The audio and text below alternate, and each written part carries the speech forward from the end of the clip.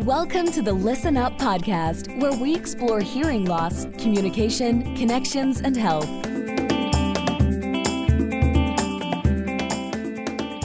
Hey everybody, Dr. Mark Sims here. I'm the host of the Listen Up podcast, where I feature leaders in healthcare. Past guests include David Kemp of Oak Tree Products. He was nice enough to suggest our next awesome guest. This episode is brought to you by Listen Up Hearing Centers. I help guests to effectively treat their hearing loss so that they can connect better with friends and family and remain independent. There's a reason I'm so passionate about hearing loss. It's because I lost my brother Robbie twice. First from his hearing loss from radiation for his brain tumor, and then later to complications from that brain tumor. I only care for ears. I'm the E of ENT. I've performed over 10,000 ear surgeries and cared for many more with hearing loss. I'm also the founder of Listen Up Hearing Centers and the author of a book of the same name, Listen Up, A Physician's Guide to Effectively Treating Your Hearing Loss. If you want to learn more about the practice or also about the book, go to listenuphearing.com. Today, I'm really excited and very thankful. We have some time zone issues, so I really appreciate this guest. It's Mr. Nick Morgan. He's calling in from Germany, of all places, I believe. He grew up with hearing loss, and while he'd benefit from hearing aids, he did everything he could do to avoid them, as he doesn't like the traditional look of hearing aids. So now he actually went and trained as a product designer, and he works with startups, consultancies, agencies, and corporates. And he's focusing on his own project called Decibels. And that's what we're going to talk to today. Decibels aims to make hearing enhancing technology accessible and desirable. His journey with Decibel combines his professional life as a user experience designer with his personal goals to feel comfortable and confident in how he and millions of others look and hear, which is what we're all about on this podcast. Hey, Nick, thanks so much for coming on. I appreciate you coming and making the time. Thanks so much for having me.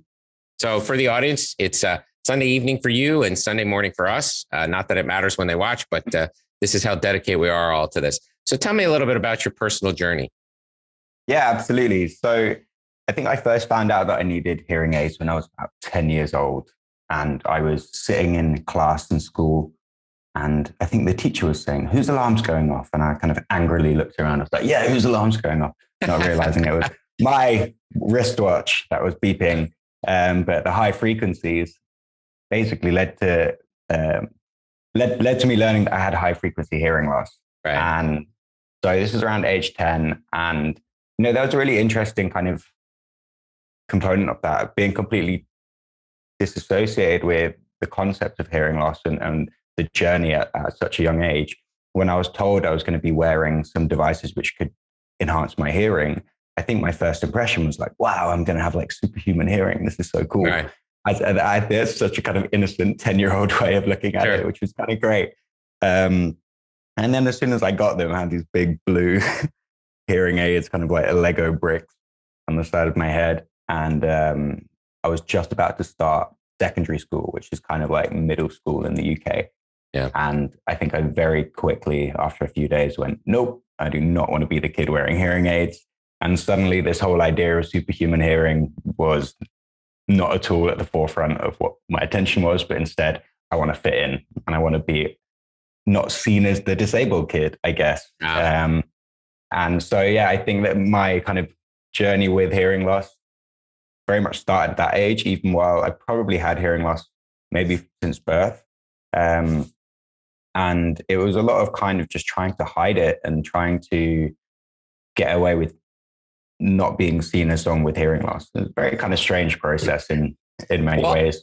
I think it touches on a bunch of things. I mean, the first thing is it really emphasizes that you do not know what you don't hear, right? Yeah. So that's kind of one of the interesting. The second thing is it shows the remarkable ability of the brain to do well. So I suspect you did well academically despite your hearing loss. So you were just working a lot harder. And then the third, and this is my clinical experience, we have a really hard time getting anybody between the ages of about 11 or 12 and young adulthood to wear any devices that would draw attention to their hearing loss. I mean, there are some people, and especially becoming a new hearing aid user right on the edge of young adolescence, that's a tough time. So your journey is not uncommon for people who have that, but it doesn't mean it's not a struggle, and hopefully you have an answer for it.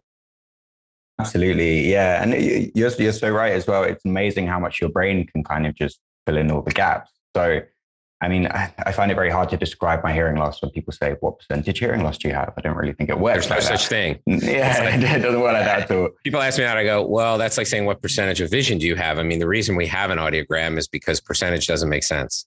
Yeah, right? It's not like the overall volume just goes down. It's the volume of some frequencies goes down, and then things become, let's say, muffled in one way or another. But yeah, my brain. Well, the other thing is, in the United States, we have the Department of Veterans Affairs, and they have a formula for disability.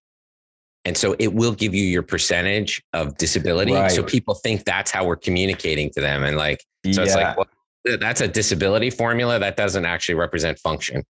Not at all. Yeah. So I did go that 10-year period from age 9, 10 to I think 19 without wearing any hearing aids. Yeah. And it's usually when employability comes onto the forefront and people realize that they've got to go out into the work world and do well. Yeah. Well, for me, it was being at university and realizing I was paying quite a lot of money to listen to these lectures.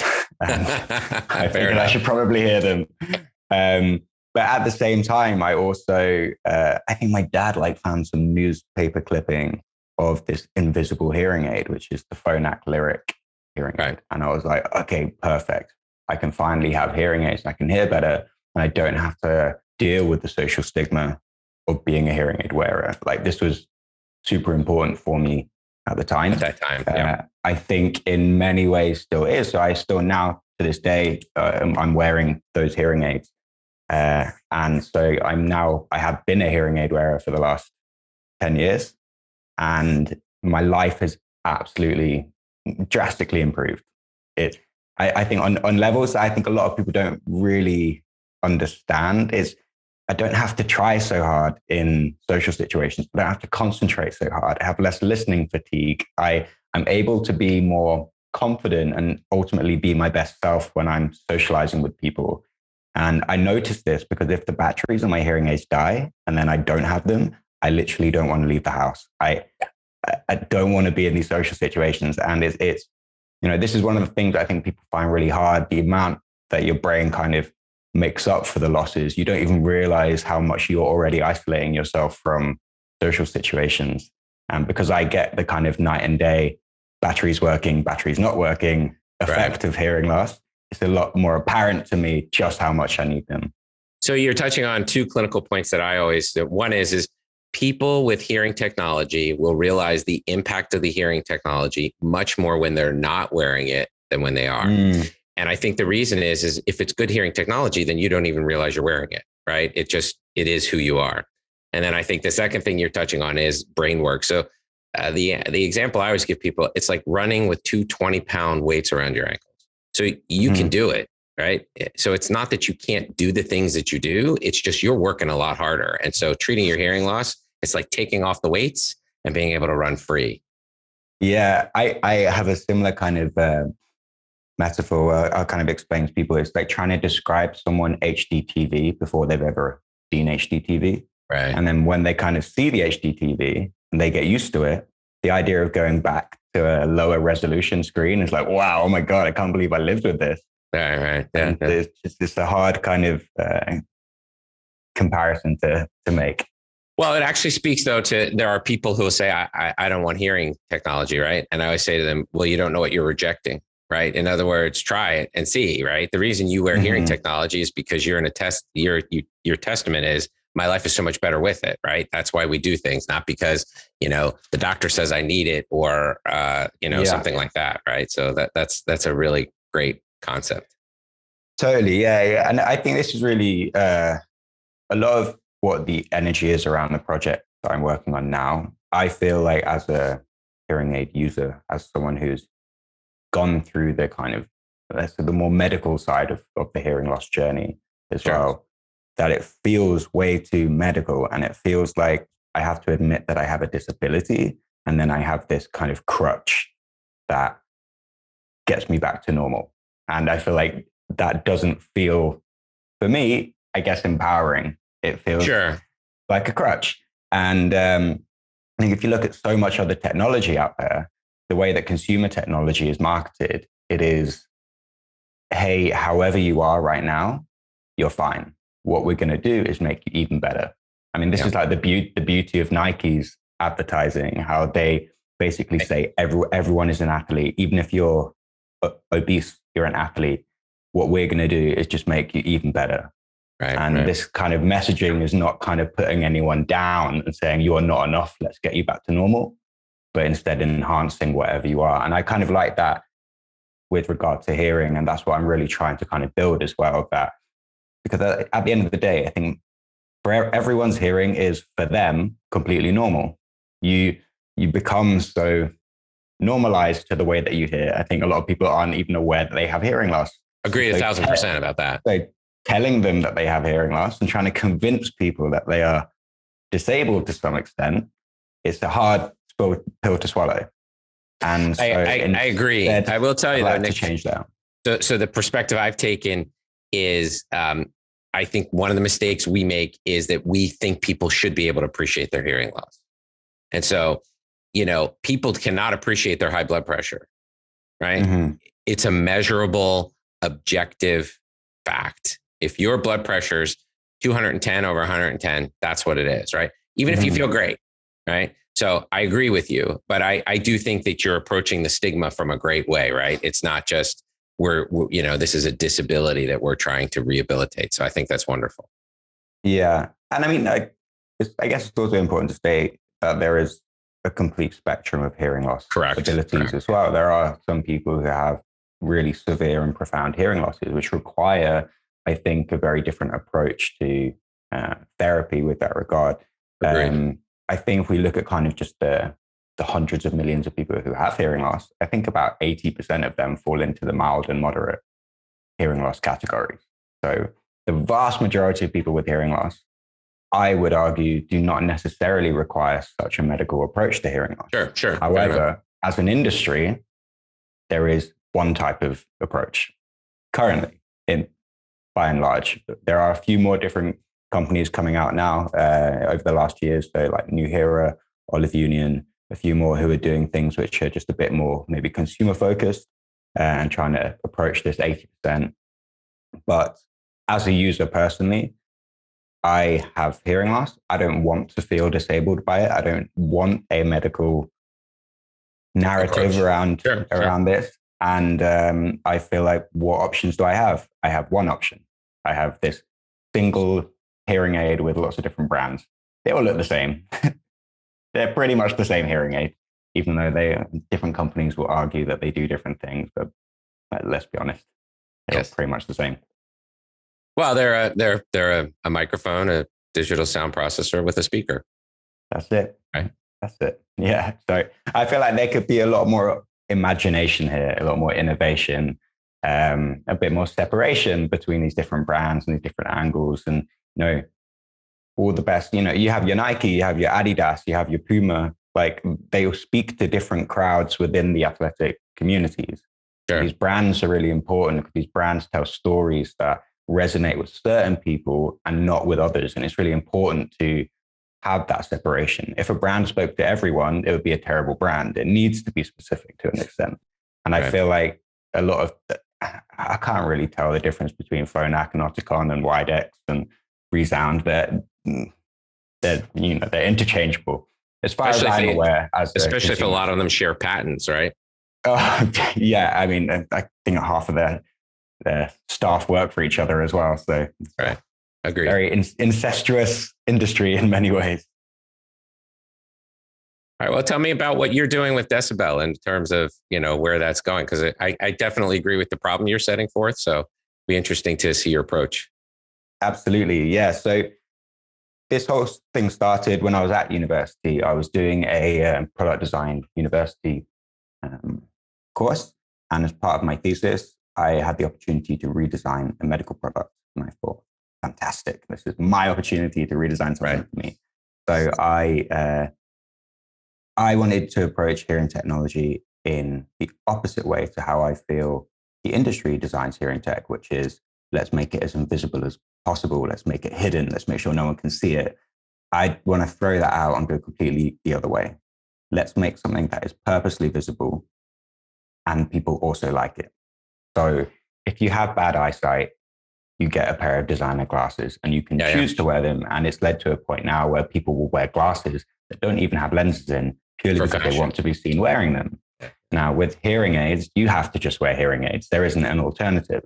But at the same time now, people are wearing AirPods like the ones I've got in now. There's a whole status symbol associated with these things. Arguably, hearing aids and AirPods are not actually that different. Like you said, it's a microphone, it's a speaker, and there's some audio processing. Of course, there are some subtle, important differences, but the fact that we're so against hearing aids as a society, or in a desirable sense, and we're so for a lot of truly wireless earbuds, this is, I think, an opportunity to start kind of marrying these two worlds. So I started working on that at university, and then after university, I figured I'd need a bit more real life experience. And then a year ago, I quit my job to design my own pair of custom hearing enhancing wearables.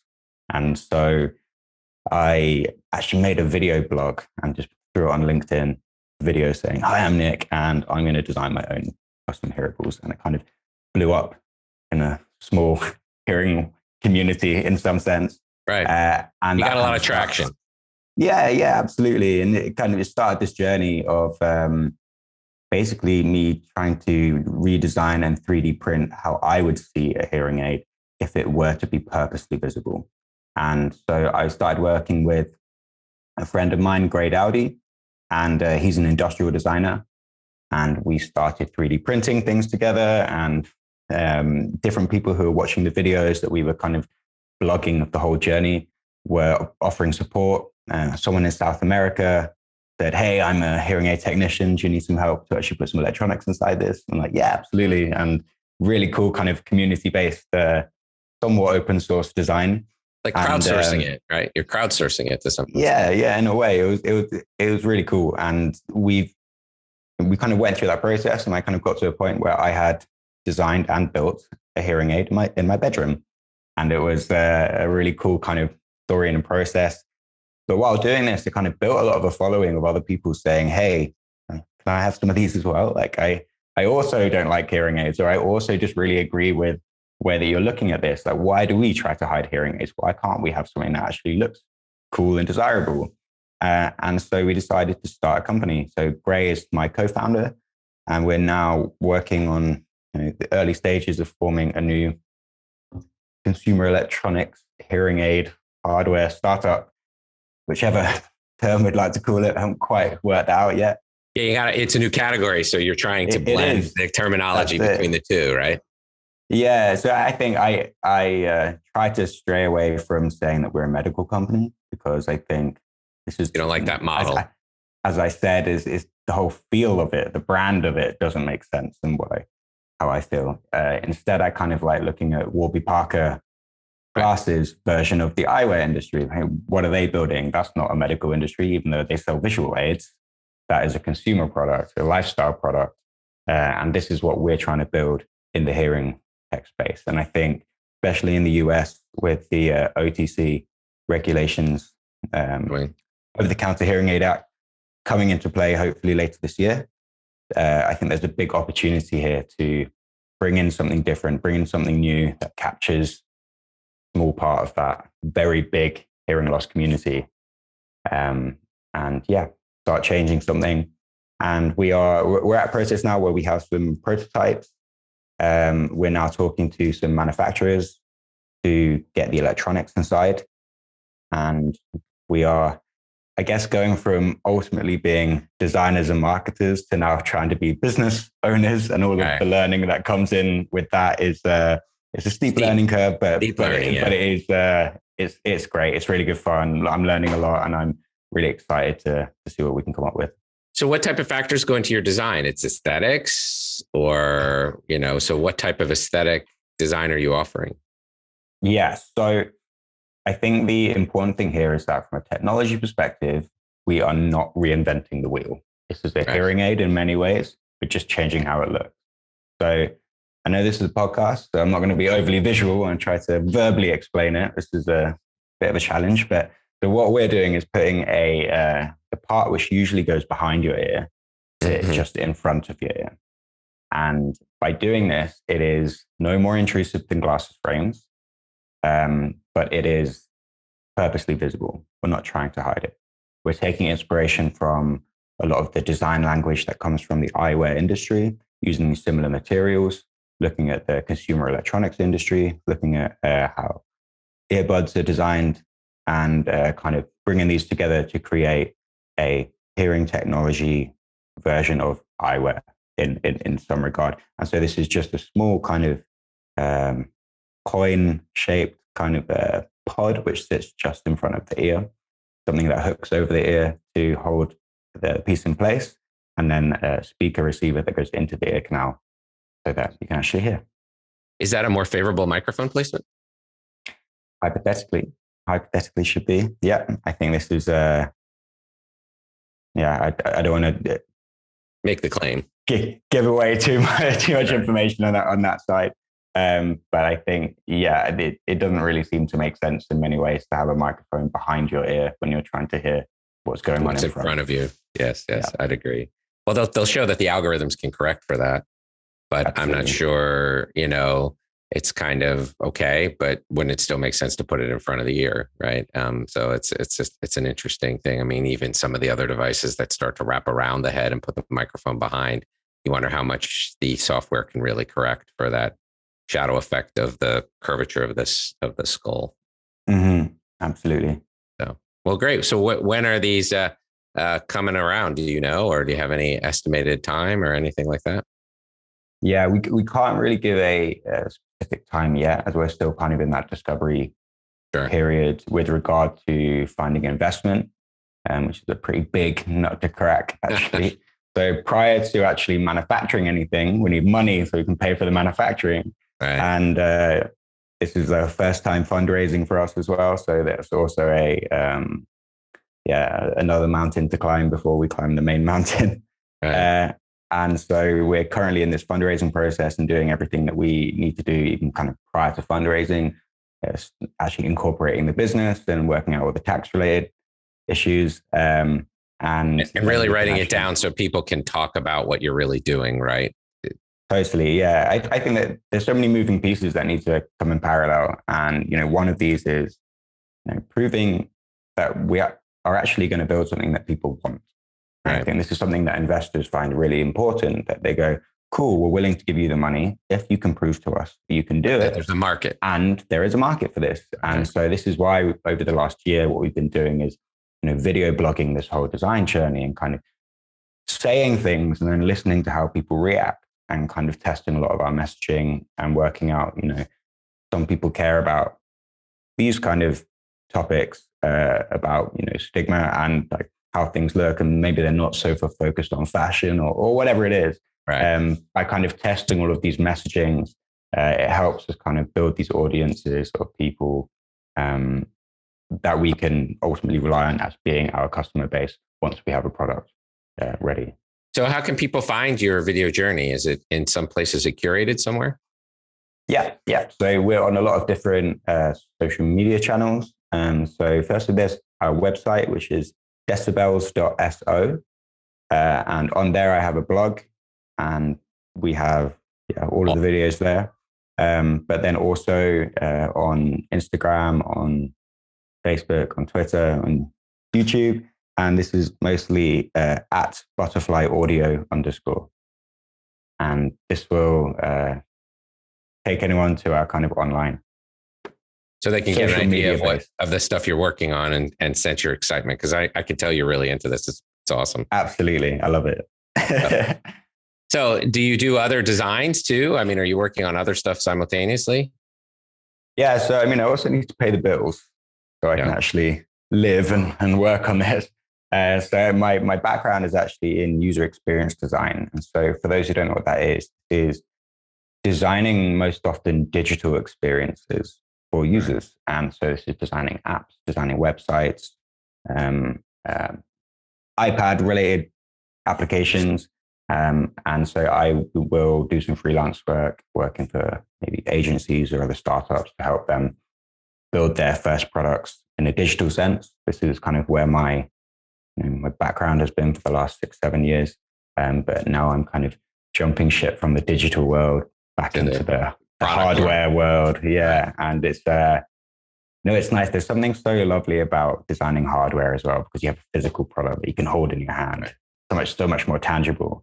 But I feel like the investment in a more kind of emotional sense is a little bit higher as well.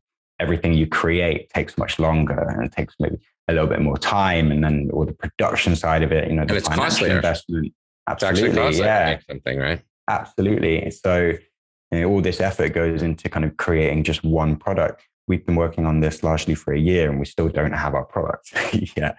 This is a big time investment. Whereas if you're designing digital products, you can go from an idea to being in the App Store in a week if you really put your mind to it. So it is, it's a different space, even though I guess a lot of the theory around designing, regardless of what medium you're using, is kind of going to be the same. But the medium and the actual things you do can be a little more time intensive. Well, I think the cost to market validation is so much higher, right? So not that it's not costly, but if you can get an app to the App Store in a week, and that's a pretty low barrier to entry, and then the market doesn't accept it, the risk you're taking is substantially larger, right? Absolutely. Because just to even get it to, you know, I mean, the onerous fact of getting it from idea to consumer's ear is a very, you know, I mean, and more power to you, you're willing to take it on, but it's quite a journey. It absolutely is. And, you know, that's why it's so important for us as well to be doing these videos, because it's, you know, like you said, if you design an app, you put it in the App Store and you see if people like it, and it's very quick feedback. And if it's going to take over a year to get that feedback, you want to know whether or not you're wasting your time. So making these videos allows us to kind of get that feedback, maybe not in the most immediate sense of whether or not the technology works, but whether or not people even care about the idea of what we're working on. And that's a really important thing for me as well, to make sure that we're not designing in the dark, because the more you do that, I mean, myself and Gray have both been designers for the last 10 plus years. And it's a very, I guess, personal experience in many ways. You put your heart and soul into a design, and showing it to the world can be a little bit scary. Because if it flops, sure, right? Because absolutely, brutally honest, flops, right? It feels like a personal attack in some ways. But all the best designers, anyone that we can find who is a good designer, will design as much as they can in public, at least get feedback and be really open to that feedback to ensure they are designing something, not just for themselves, but for the people that they actually want to design for.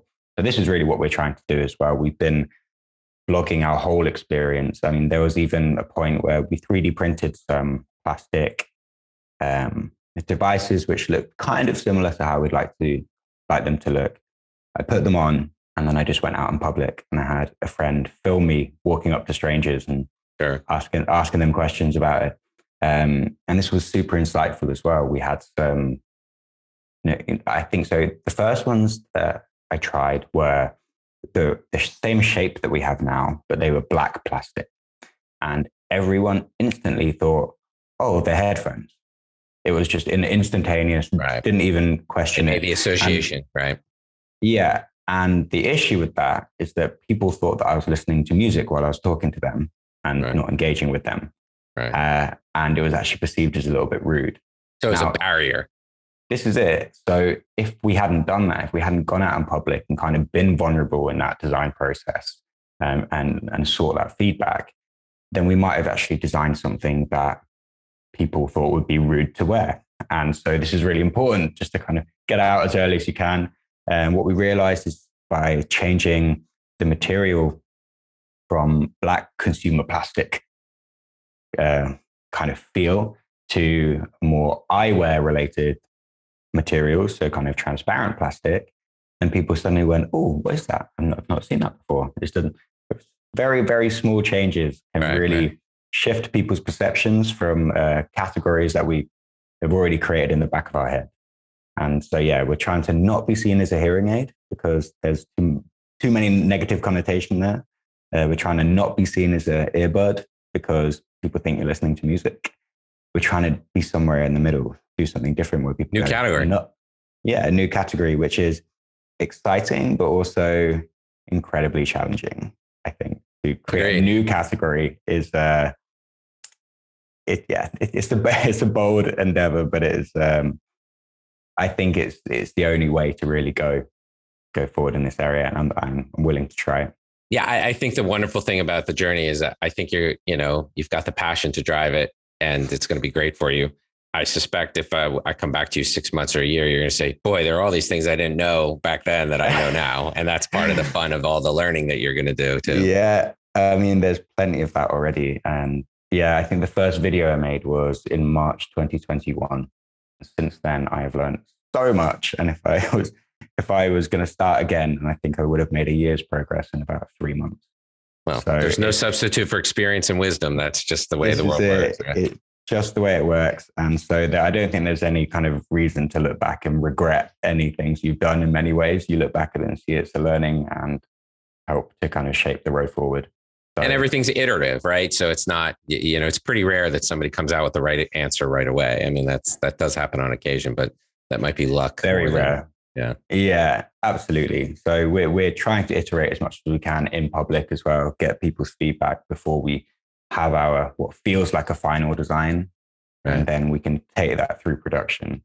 And, even ultimately the first product that we release will likely be drastically different 3 years after that. Like the third iteration of that product might be wildly different from the first. So hope so. Yeah, absolutely. All part of that journey. Because that means you've gotten the feedback to how to do it, a different way. Yeah.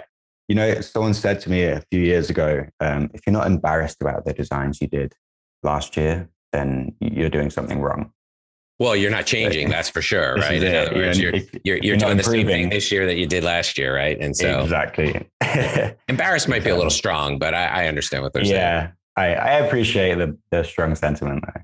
Right. It's just, I mean, the pride of the work, even though the outcome might not be there. So yeah. So absolutely. Well, this is great. And I look forward to, revisiting with you guys and seeing what you came out with and how it's doing and, all of that. So Nick, everybody I have on the podcast, I always ask them, what's their favorite sound? Because we are about sound in this space. And so, this is really the pleasures of life. And so what is your favorite sound? Good question, and I'm still not 100% sure that it would be. I'm someone who absolutely loves music, but I think that's a bit too much of an easy answer. No. So I'm going to go with something a bit different. I have a really nice camera that I kind of my pride and joy in many ways, and the click of the shutter is such a nice. I don't know. This is one thing as a user experience designer that you look at all of the little details which make an overall experience. And one part of it is the click that you feel in your finger. Another part is that's the haptic feel. Right. Another part is the sound. Another part is the visual snapping of the shutter. And all these things together create an experience. And I feel like it's a very kind of meditative experience sometimes, taking pictures, going out, walking around town, snapping shots. And I think that shutter sound actually more in the higher frequencies as well. So I know that if I wasn't wearing my hearing aids, I wouldn't be able to hear it. And so, yeah, being able to hear those things are great. Well, it's the fact that there are digital cameras that simulate that tells you that it is part of it, right? Like you can have a mode where you're shooting pictures on a digital where there's no shutter going off, but they simulate it. So it's kind of funny, right? It's important. Hopefully what people remember, it's almost like at this point, people don't know what real wood looks like. We're so used to laminate. Right. And so you hope that people know what a shutter opening and closing and actually allowing the light in it exists. This is it. It's kind of funny that we're still clicking floppy disk icons to save documents. I think a lot of people don't even know what a floppy disk icon is anymore. Correct. I'm not old enough to know what a floppy disk is, but yeah. No, that's very true. Well, that's actually some reference to history, which is kind of nice too in some ways. Right. That's it. I suspect that what you're really referring to, there are people clicking on it who don't know what it is, but they just know that's what you click on to save, but they actually don't know what the object represents. So. Absolutely. Yeah. I wonder if people in the digital world, I mean, I guess even iPhones do somewhat try to imitate a shutter. They do. Right. And you can go quiet mode, right? Yeah. And I guess the kids of today will be using their phones going, why is my phone good? Yeah, right. Actually. And then all us old people are going, oh, that's because back in my day, we had analog cameras Right. with real shutters. Well, yeah. And so obviously the resolution is amazing, but what it captures and the way it captures light, obviously, which is similar to DSPs, right? Some people loved analog hearing aids and some of them didn't like the digital sound processing. And so in some ways you could look at the same from photography, right? That the viewers want the light hitting the film and seeing what that does to the grains on the films, which is different than, right? So it's an interesting thing. So the other question I always ask people is, who do you thank? So say you're getting an award, lifetime achievement. Who are the people who helped you to get here? Who are the people you thank? At the beginning of this year, I think people on LinkedIn did some of these thanks to everyone who helped me in the last year. Oh, that's nice. Kind of posts. And I did one, and I think I had about 50 people listed on it. Wow. Because when I first made this video, back in March 2021, it was from that point on, everyone was saying, hey, if you ever need a hand, let me know. And I mean, some of these people have been lawyers, engineers, audiologists, so many different people who just wanted to help and kind of get this further forward. I'm only one person. There's so many things that I don't know. And so many people have been so selfless with their time to kind of help push this forward. And so I think there isn't really even enough time to kind of list everyone's names. Like, I guess they could get that video but who are the big ones? I mean, not that the other ones aren't big, but like who really are the? Yeah. So, I mean, Giles Tung is someone who's been helping me a lot. He's the founder of a company called Chatable. And he's been really supporting me as a mentor, which has been great. Dave Kemp as well, also our kind of mutual contact, has been really helpful too. Adam Michelle, there are so many different people in different spaces who've been offering their time and been really, really friendly and kind. Which is very nice, right? The generosity of the community is really awesome. So guys, we have Nick Morgan Jones. He's one of the founders of Decibels. Nick, if people wanted to reach out to you, how would they get a hold of you? Yeah, so shoot me an email if you just want to say hi. That's nick@decibels.so, or just jump on our website. You can see what we're doing. That's decibels.so. All the videos that we do are there. If you're keen to support us, then definitely join the waitlist. And if you really want to help us convince investors that Decibels need to exist, then it would be amazing if you'd like to put a deposit down to get your Decibels first. And these small deposits just help us prove to investors that there's a market, willing to put money down for these things as well. And so that just really helps us move forward. And a massive thank you to everyone who does. That's awesome. So this has been great, really fascinating. And I will tell you, I'm going to visit you again in a certain period of time to see where you are. Maybe when your imminent United States launch or something like that or launch period is going to happen. Nick, I admire your passion and the creativity that you're taking with and kind of that personal experience to help solve a problem that is very personal, but very prevalent. It's prevalent and personal. Thanks so much. Really appreciate it. This has been great. Thanks so much for coming on, Nick. So likewise. Thank you. Thanks for tuning in to the Listen Up podcast. We'll see you again next time, and be sure to click subscribe to get updates on future episodes.